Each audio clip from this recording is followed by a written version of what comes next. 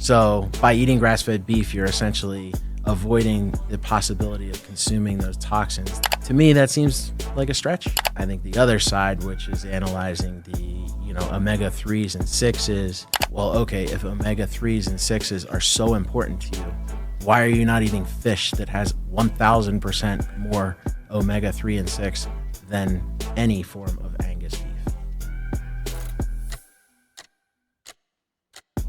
All right, guys, got Nicky Fiorentino here from the Metery. We're going to talk meat today. One of my favorite topics. Let's go. Let's go, baby. So you have a butcher in San Diego, right? We do. We have a butcher shop in Mission Gorge area of San Diego, and we also ship online nationwide. Nice. Yeah, and that's what caught my attention because a lot of butcher shops just sell locally, but you're able to scale to the masses. Yeah, so we deliver nationwide. We deliver to Alaska and Hawaii. Most of the others don't. And when I got a warehouse, I had a couple big offices in the front that I didn't need, and I turned them into a butcher shop, and that's been a whole experience in and of itself. Yeah, and you also use billboards, and you said we do. That was one of the best marketing you've ever done. Crazy. I put up billboards after about 3.5 years of the shop being in business, and within 3 months, the shop had doubled in size. That's billboards insane. They drive so much traffic. I'm kicking myself that I didn't do it sooner, but I'm glad that. Yeah, that's insane to me because they're all over Vegas, and in my head, I never thought they worked, to be honest. Yeah, I mean, I think when you're a marketer by trade, you have a tendency to discount things, but I always said to myself, yeah, that won't work. But I got it. I gave it a try, and I was very, very wrong, and I'm happy that I was. I could see it working for butcher shops because you get a lot of repeat business. So if that billboard brings in a few people and they're reordering, it's a good ROI. Yeah, no, absolutely. I mean, any customer that we gain is almost certainly coming back to the store. And, the billboard, what I learned a few things about billboards. The most important things I learned was, number one, you have to have a very captivating message that gets people's attention. So our first billboard says in big, bold letters, "You can't beat this meat," which a lot of people walk into the shop with a big smile and said, I had to just see who did that.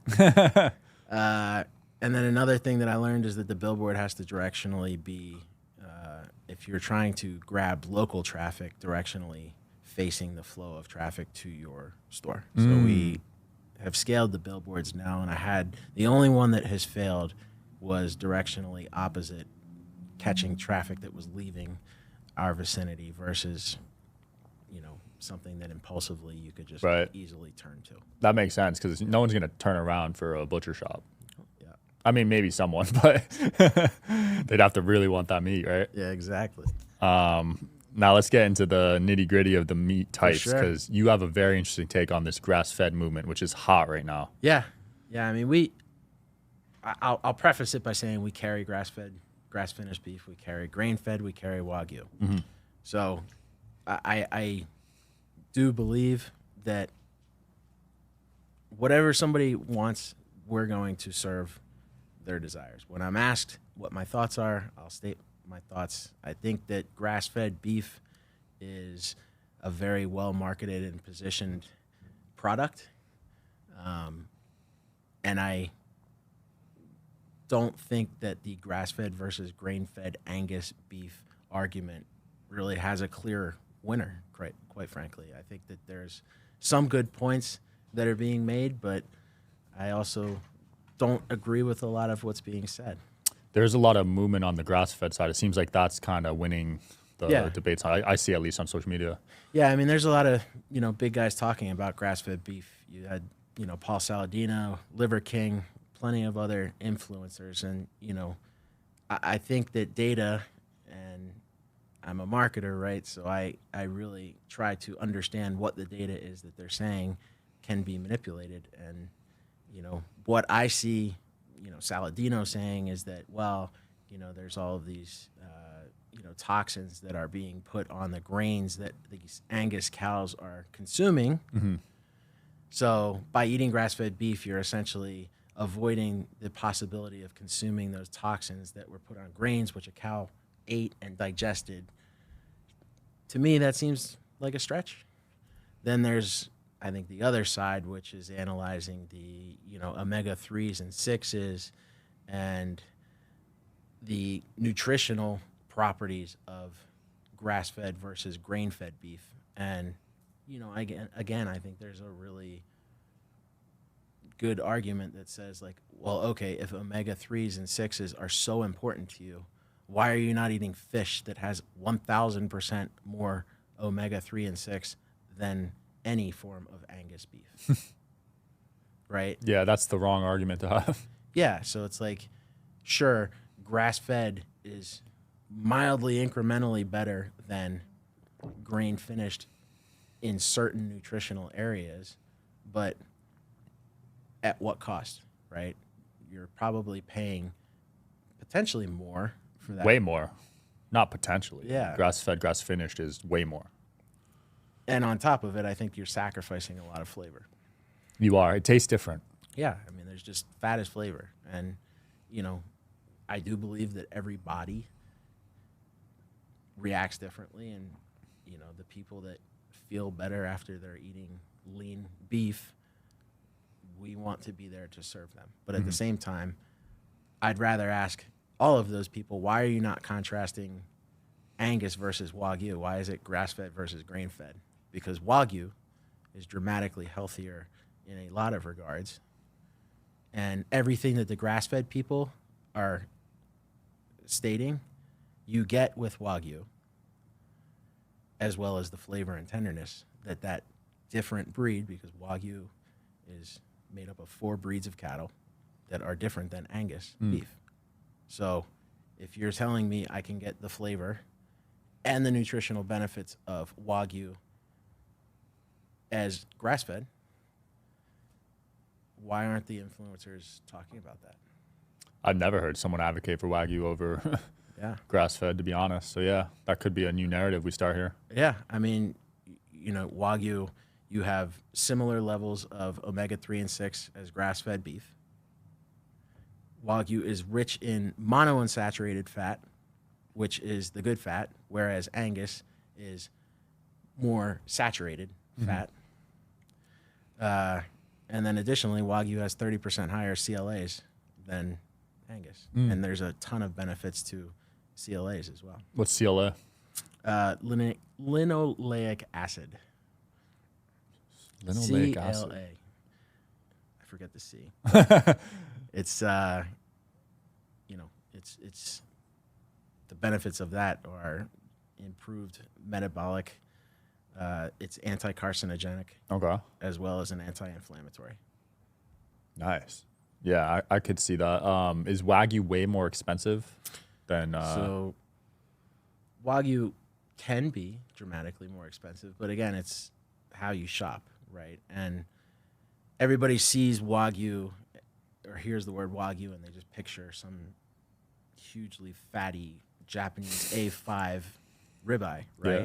That's not all Wagyu is, and that's something that I've really focused on is like, okay, how can we educate people on the other cuts in beef? One of the things that I think we've done the best job with is picanha, which is, it sits above the sirloin, and that's a phenomenal cut of beef. So there's a lot of different options that you can get when purchasing Wagyu, and not all of those options are crazy, fatty, marbled cuts.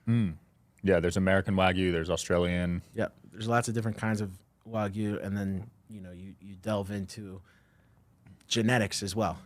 What percentage of the steak, because American Wagyu, for example, is going to be 50-50 crossbred most of the time, half Angus, half Wagyu. Whereas, Australian, you're typically at least purebred, which is 93.75% or higher. Damn, 93. And then there's what's called full blood, which is 100% Wagyu genetics. And full blood exists in America, Australia, as well as Japan. And Japanese is usually the most expensive, right? Japanese is the most expensive, yes. Yeah, because they have the A5. Correct. And that's like one of the highest grades you can have, right? So A is a carcass rating that's only in Japan. The Australian full blood that we sell is genetically identical to Japanese, but it's really cool. It doesn't look like anything that you're getting from Japan. So it's going to eat more like a steak. It's still going to have a heap of marbling, and you can get different marbling scores as well. But the Australian stuff, because of the way that it's raised and because of what it eats, different farming practices yield different types of steak. I mean, genetically, we're identical. You go to the gym all the time. I eat too much Wagyu. We look different, right? So I got to try some Australian Wagyu, man. it's fantastic. And a lot of our customers, they walk into the store and they have never tried Wagyu before, and they try, a piece of Japanese and a piece of Australian, and a lot of them come back and say the Japanese was amazing. It was super rich, but I need more of that Australian. Wow. Yeah. That is crazy. Yep. Because people always just assume they go to a restaurant and get the Japanese. It's like the best one. Yeah. And, I tell people, and I'm probably the only person that really loudly speaks this, that Japanese Wagyu is not a good dinner steak. I mean, it's a fantastic appetizer, but it's super rich. I mean, and they call it a holiday steak in Japan for a reason. It's a treat. It's not something you eat a 10-ounce slab of. You're gonna be, on the couch asleep. It's very heavy. The USDA grading scale. So we had a phone call before this, and you were saying you'd rather have a Creekstone Choice than a Costco Prime. Yeah. I mean, I think that the USDA grading system is hyper dependent on who the guy grading is, right? I also believe that Creekstone in particular, we've sold their steaks in the past. Right now, we're selling Double R Ranch, which I would say is, similar in notoriety. Double R is the Snake River Farms Angus division. Got it. So I've seen such variance in the marbling of Prime and Choice. We sometimes get Choice steaks in that look like they could be Australian Wagyu, and we sometimes get Prime steaks in that look like grocery store select stuff. And that makes me pretty weary of the USDA grading system. I know it's an imperfect human decision, so I'm not being too critical of it. But at the same time, its consistency is difficult.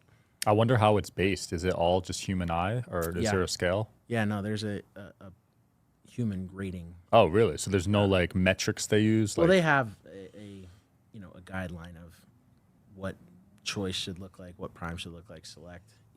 Damn. But there's no buddy with a tape measure saying here's how much fat, or measuring the fat to meat content. So it's that's how it should subjective. be. They should be using an AI scale and something. Put the meat on there for sure. Should determine the ratios. And I know there's X-ray or MRI detection occurring in the Wagyu world as to trying to figure out how cattle are marbling. Which prior to slaughter, do we need this cow to be eating longer so that it achieves a higher marbling score? Or is it ready for market? Interesting, yeah, because the marbling, there's a whole score system for marbling, right? Right, yeah. So whereas USDA is, pretty much Select, Choice, Prime is what everybody's seeing. On the Wagyu side, there's the BMS scale, which is Beef Marble Score. And it's in Japan, it goes to 12. In Australia, it goes to 9. I think that was Australia's nod to Japan that, we'll never get to a 12, or just giving them that nod for whatever reason. It's also subjective, and now there's brands out there that are what's called table grading their own beef and assigning themselves 10s and 11s, and so it's not like a government controlled regulated score. Oh, okay. So it's all subjective. It is subjective, yeah.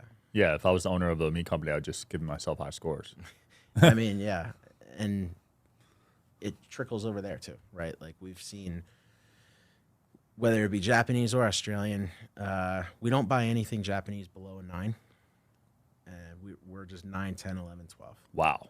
And the 9s sometimes come in looking like 12s, and the 12s sometimes come in looking like 9s. And, you know, it's a little bit of luck of the draw. But thankfully, when you're at our level, it's all tastes good. Yeah. You know? Even if it's a bad 9, it's still going to be awesome. Absolutely. Compared to the grocery store. Absolutely. I mean, look at the meat there. Yeah. You probably Absolutely. don't shop there ever. Sure. You'll buy at the grocery store? Yeah, I mean, I'm not buying steak at the grocery store. That's what I meant. The Yeah, steak yeah, and but- turkey and chicken. And Yeah, if you know, if I'm feeding tons of people and they don't all have to eat Wagyu, then you know, I'll still go once in a while. What's your top sellers? Top sellers are probably our offcuts. So we have a steak called a Denver steak, which is cut from the bottom of the chuck tail flap. Fantastic steak. It's affordable. It's, you know, I think it's like $60. Super marbled, great flavor, real tender. So that's a great one. The picanha that I mentioned, our top sirloin, we cut them into, they look like little filet mignons. So they're 8 ounces. Those things are great. A lot of people that don't want a ton of marbling love those because they're still nice marbling, but it's not overwhelming. Yeah.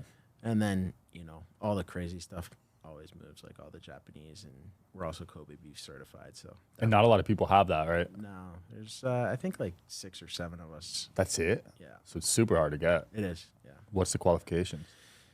honestly, we weren't really privy to much of the due diligence process. We had to answer some questions and whatnot, but I know that, you know, a pretty thorough background check was done on us, and Wow. you know, I think where I've gotten lucky in this business is my internet marketing background.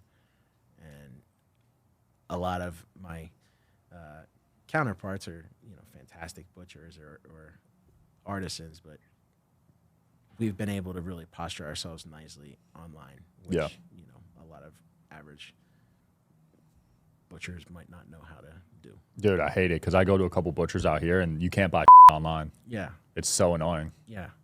I mean, it's like a first world problem, but It is.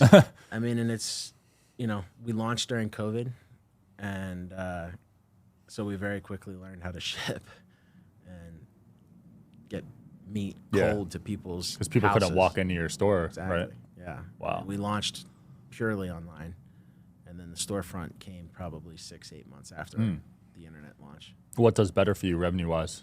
Revenue-wise, is still online, Okay. but storefront is, you know, way better profit margins because we're not shipping. Yeah. Are you going to scale it to other cities? I can see it happening. I think there's a franchise play there for sure. It's a good name. Thank you. You trademark it? Yeah. Nice. Got all the socials. Yeah, that's a really good name, the Metery. I mean, well done. Thank you. I'm surprised it wasn't taken, honestly. No, it was. Oh, it was? Yeah. The most expensive thing was the Instagram handle. They figured out what I was doing, and they put the someone the tax. someone got it. Yeah. I know a couple people that have paid tens of thousands for IG handles. I think I paid like 11 or 12 grand for the Holy the crap! handle Just what's the handle? The Metery? at the Metery. Yeah. Wow. And so there's all these, you know, similar ones, but the only one I couldn't get was the YouTube. It was like just some dead channel that hasn't been touched in years, and You'll have to hit them up directly. I tried. It was like in Russia or something, like just randomly. Damn. Was the yeah. domain taken? The website? Yeah, everything. So you had to buy everything. Everything. Yeah. That makes sense. Yeah. But it was worth it. I mean, it was like, okay, I knew that there was a business there, and, you know, it was a worthwhile investment to try to own, you know, what I perceive to be a very good, timeless Yeah. name and domain and social properties that corresponded to it. It's an interesting transition for me just witnessing this because you had a successful background in e-commerce. So to go towards a butcher shop model is interesting. So my background's actually performance marketing. So I did lead generation for a real long time. I did some e-commerce work as well, but like never Shopify. Yeah. So Shopify was brand new to me. I was doing more of like affiliate type e-com, but my, you know, the depth of my background was in performance marketing lead generation. Got it. Yeah, and you did super well there. Yeah. Yeah, it was. I still am in that world as well, dabbling around and, making moves when I can. Yeah. But it's very similar to, and I took a lot of the learnings from that world into the Metery, and it's like, if anybody's bought leads before, you get what you pay for. Mm-hmm. Yeah, you can't cheap out on leads. Exactly. Yeah. And same goes with meat, quite frankly. Like, if you buy the cheapest meat, you're going to have the cheapest experience. Yeah, 100%. I don't cheap out on meat anymore. Right. Like, and, I bet you don't have to eat as much of it to be satiated. no, Right? one a day, one meal a day. Right. And it's not an accident, The cheap stuff you can consume a lot more of. And that's another thing that people don't really know about Wagyu is that, they look at it, they just say fat, fat, fat. But guess what? You're going to eat a third of what you eat in just lean Angus beef, Mm-hmm. You're going to have to change your IG handle to the Wagyu King. I try to fly under the radar. Yeah, you're pretty low-key with your personal one. I don't. Our customers are businessmen and women, and, I don't do the internet flexing. We just try to provide as great a service as we can, and I know our customers appreciate that. The health influencer game is a risky one, too. You get under a lot of ridicule. Yeah.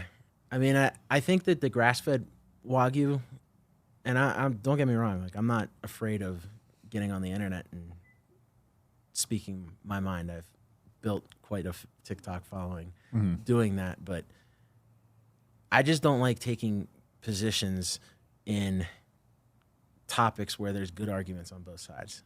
Like the grass-fed, grain-fed one, I have my beliefs, but at the same time, who am I to say somebody that is subscribed to the grass-fed theory is wrong? So I'd rather treat that person with respect, carry the product for the, small portion of people that actually want it. And if I'm asked this opinion all the time, what I think of it, then I state my mind. But, makes sense. What about the raw meat crowd? Raw meat? Yeah, you sell that? Like liver and stuff? We don't, but I can see ourselves starting to sell that. We're getting more people that ask for it. Liver King, definitely. Yeah, I buy his supplements, actually. Yeah. He definitely created some of that demand. I think Saladino probably did as well. Him and Paul did very well with their supplement line. Absolutely. I took him too. And, we're believers in it. I want, and someday probably will, to launch like a primal burger that's a blend of beef and offal. Yeah, there's a brand out of Austin, Force of Nature. Yeah. Do you carry their products? I don't. Seen them, big admire. Yeah, I like their brand. Yeah, great, humble brand. I like the way they source their meat. Sourcing's important to me. Yeah, absolutely.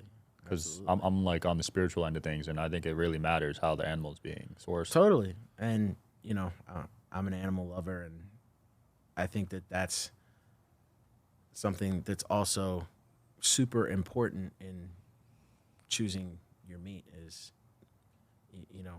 I see the farms that these cattle are raised on, or the pigs, or whatever, right? I know that they're having a good life, right?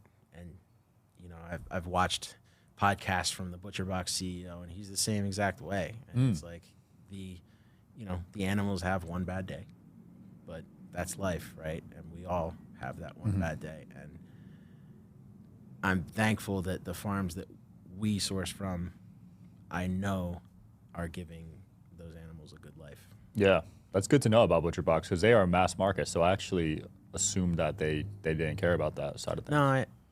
No, they're hugely grass-fed, pro-grass-fed guys. I mean, I don't think they own any grain-fed beef. Wow. They don't offer any grain-fed beef. So they're big on the marketing side of the health benefits of grass-fed beef. But, I've listened to their CEO pretty much every podcast he's done, and he definitely speaks to, the animal the animals in a way that I very much relate with. That's cool. Yeah. And I saw you're launching a monthly subscription too, right? Yep. So we launched that last November. So it's 8 months old now. Nice. Yeah. Increase the company valuation, right? MRR. Yeah, for sure. It took me 3 years to do that too, because I think when I think of a subscription, I was always, I mean, the Metery was built on customer service, right? Because there's enough guys out there that you can get Wagyu from. So I knew that we had to separate ourselves just by providing extreme customer service, which we do.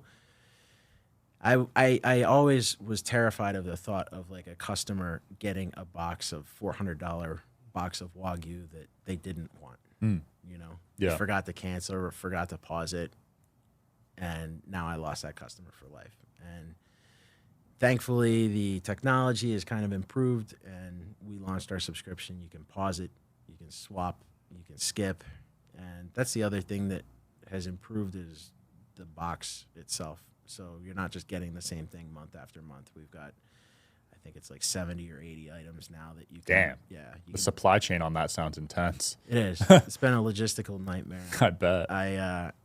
I was super lucky to hire a COO who actually is now a partner of the business, Carlos. And he has just taken so many operational issues out of my life. Yeah, I bet. The box is doing well though. Box is doing well. It's growing. It's you know, it's a completely new type of transaction for us, and you know, analyzing subscription revenue and cohorts and you know, AOCs and stuff like that. That previously we just looked at you know, repeat rate and lifetime value. Yeah, new metrics now, right? Now it's a whole new set of metrics, and you know, then you delve into the attribution conversation about which marketing channel am I actually attributing this to, because attribution's all messed up, as you know. Oh yeah, with the Google and iOS updates, right? Yeah, I mean, it's been a brutal couple years trying to figure out how to properly attribute traffic now, and Yeah. you just have to have an omnichannel approach, and you have to just look at the big picture. Absolutely. Don't drive yourself crazy trying to drill in too tight. Yeah. What's next for the Metery, man? I think next, so we're focused a lot on the storefronts. We're going to open up a express concept in a different northern part of San Diego very soon. I think we're going to try to keep increasing retail. I mean, with the billboards working as well as they did, I feel like we've got a good little equation going there. And then growing the subscriptions, you know, we're still available for one-time orders, and just keeping it growing. I mean, it's steadily grown year over year. And so that from a business standpoint, I would say that's next. We did just actually harvest our first purebred Wagyu cow. Nice. So that was being raised out in Colorado. That'll be to us tomorrow. Okay. It looks amazing. So we'll have our own line of Wagyu potentially. Let's we'll go. see. Yeah. Let's get it, man. We'll link below if you're watching this, guys. If you want some meat, 15% off for military and first responders, right? Yep. Which is Absolutely. a huge discount, so that's awesome. But yeah, check them out, guys. Thanks for coming on, dude. Appreciate it. Yeah, thanks for watching. Peace. Take care.